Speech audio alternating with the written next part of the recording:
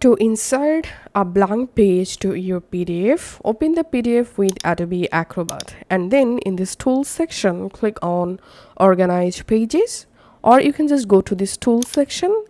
In here, you find Organize Pages, click on that. And here you get all your PDF pages. Now click on Insert and click on Blank Page, or you can press Shift plus Control plus T. And then click on this location drop down and select a location where you want to add a blank page.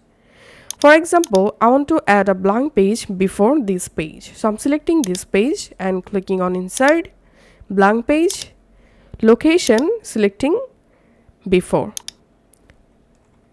and clicking on OK.